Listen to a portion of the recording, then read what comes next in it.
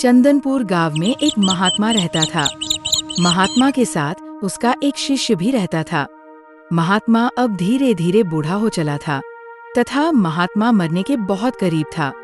उसने अपने प्रिय शिष्य को अपने पास बुलाया और कहने लगा, देख, तू मेरी एक बात मान, जो चाहे करना पर बिल्ली मत पालना। ये मैं अपने जीवन का निचोड़ तुझे दिए जा रहा हूँ। ये तेरी जीवन का सूत्र है। गुरुदेव, मैं इस सूत्र का अर्थ समझ नहीं पाया। पर गुरु के पास समय कम था तो वह स्वर्ग सिधार गए। अब युवक उस सूत्र में उलझा रह गया। कितने शास्त्र पढ़कर उसका हल नहीं मिला। अब गुरु की बात को झूठ तो मान नहीं सकता। उपनिषद, पुराण, सभी धार्मिक ग्रंथों में टटोल लिया पर उस सूत्र का रहस्य नहीं मिला। शिष्य ने सोचा कि मैं बिल्ली क्यों ही पालूंगा, और वह इस बात को भूल गया। अब वह युवक जंगल में एक कुटिया बनाकर ध्यान करने लगा। अब जंगल की कुटिया कोई सुरक्षित जगह तो थी नहीं। वहाँ पर आस-पास में चूहे बहुत थे। युवक के पास पहनने के लिए 2 जोड़ा कपड़े थे। उन्हें भी वह चूहे काटने लगे। वह परेशान हो गया।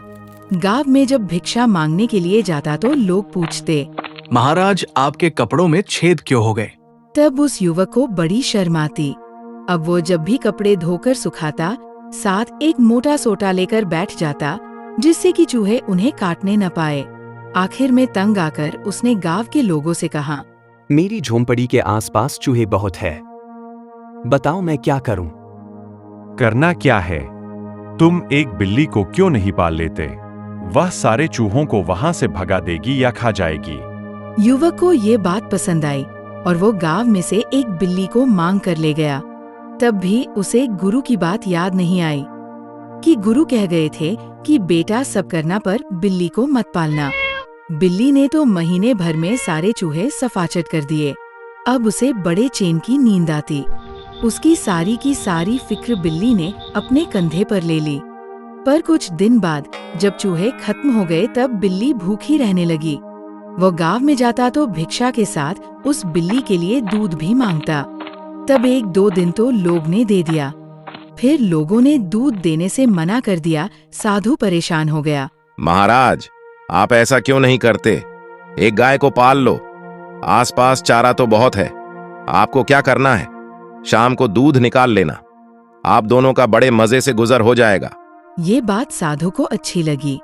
वह किसी किसान के यहाँ से बूढ़ी गाय मांग कर ले आया। साधु के पास जाकर उसने खूब दूध देना शुरू कर दिया। अब साधु के पास 2 प्राणी हो गए, एक बिल्ली और गाय। अब साधु को गाय के लिए चारा लाना पड़ता तो उसे ध्यान के लिए समय ही नहीं मिलता।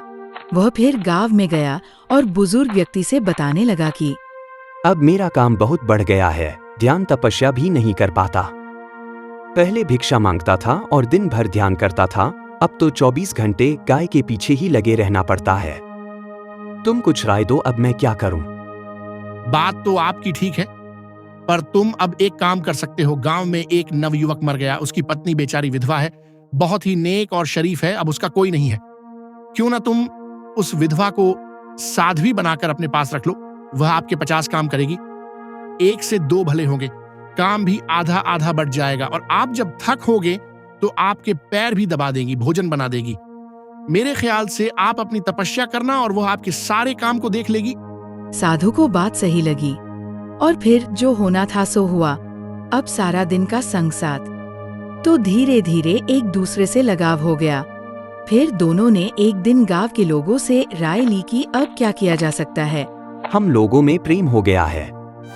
ये तो आपका बड़ापन है, आपकी महानता है। आपने हमें बताया, तो भलाई अब इसी में है कि आप पति पत्नी बन जाएं। लोगों ने साधु की शादी करा दी। देखते ही देखते 2 बच्चे हो गए। बात बढ़ती ही चली गई।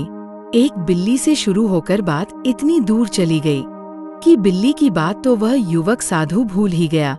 इतनी परेशानी होने की वजह से वो जल्दी बूढ़ा हो गया और उसका अंतिम दिन आ गया। तब उसे अपने गुरु की बात याद आई, लेकिन तब तक बहुत देर हो चुकी थी।